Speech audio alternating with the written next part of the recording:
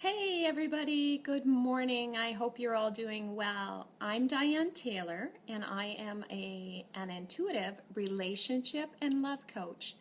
And I help people discover and unlock what's preventing them from the love that they desire. And today in this Facebook Live, what I wanted to spend some time talking about was moving on after a breakup or a divorce and 7 things that you really need to know or consider.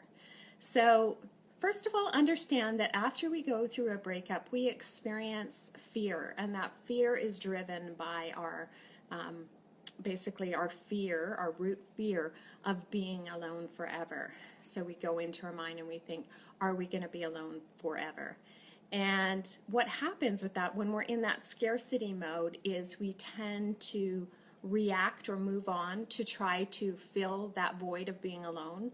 And we often move ahead too quickly without doing the work that we need to do to attract and connect with the right partner.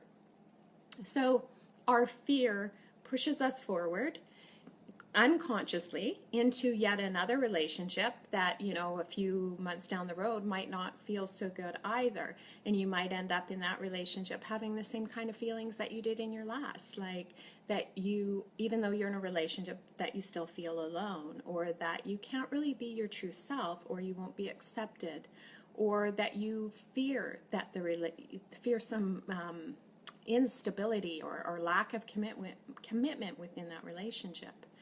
So we want to break down the response of that fear pushing us forward without the healing first to get into another situation where we're recreating our patterns. So what I want to do is talk about 7 ways that you can shift and not recreate those patterns so that you can consciously create and attract your next relationship.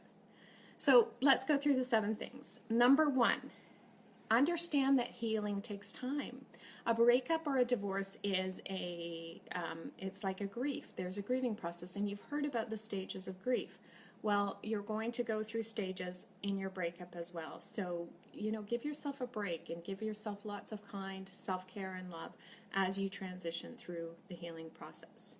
Number 2, there's a formula that I've heard out there that says that for every year that you're married, you need to wait 1 month after the separation before you start dating. So for example, if you were married for 10 years, then you should start dating 10 months after the separation, because then you'll be ready and you'll be healed. And I say bullshit to that.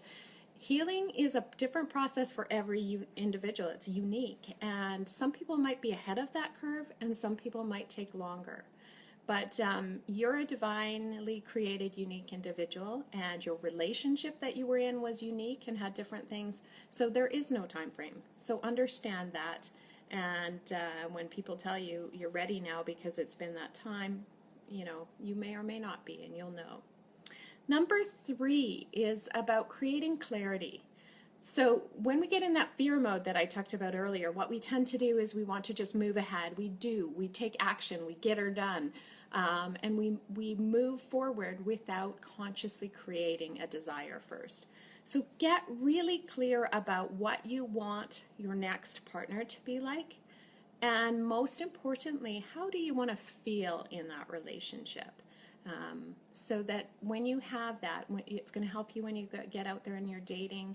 Does this person make me feel how I want to be, how I want to feel? A great thing to do is your love languages. Mine is words of affirmation, and one way that I feel really great with my partner is when he says kind words of affirmation, which he's really great at.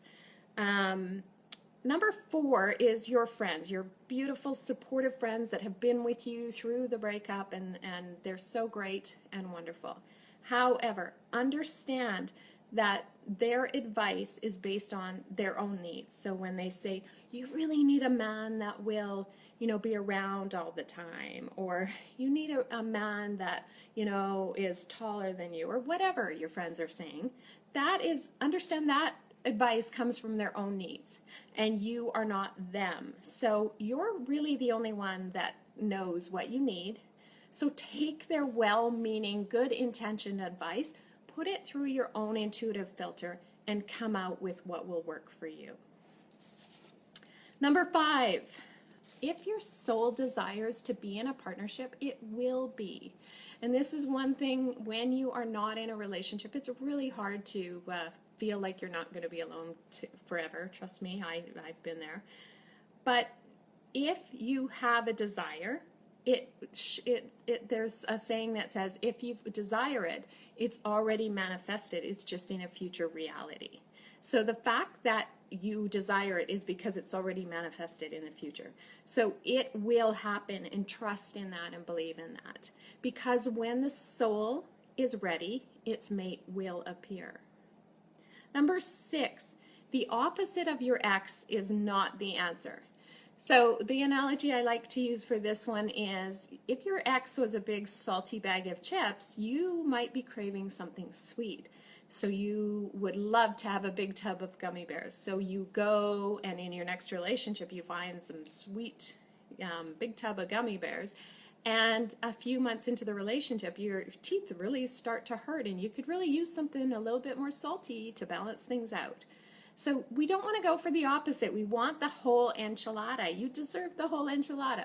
So take what was good from your ex, add what was missing, add a few more extra spices and aromas in there so that you can have the relationship next that you deserve and that you desire. And then number 7 is eliminate all entanglements. So you may not be living in the same house anymore. You may be separated. However, get all the other stuff done. Get the legal divorce completed. If you're in a relationship where you've broken up and you still have, his stuff in your closet, get that out. Move that energy out. Have clear energy. Would you invite someone new into your home without cleaning it? Well, clean your emotional and energetic house to invite in your new beloved. So that's what I have for you. And if you'd like to go a little bit deeper and review this is in a blog post over on my website at elevatelove.com, and you can read it there. And I'd love to invite you to take the quiz, Your Key to Unlocking Love. What the quiz does, you answer only 11 questions, and it will identify your primary key to unlocking love.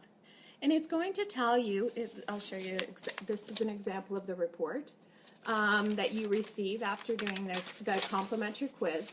It's going to tell you how you might be currently feeling, what are some challenges, maybe even some physical manifestations that may be going on for you right now.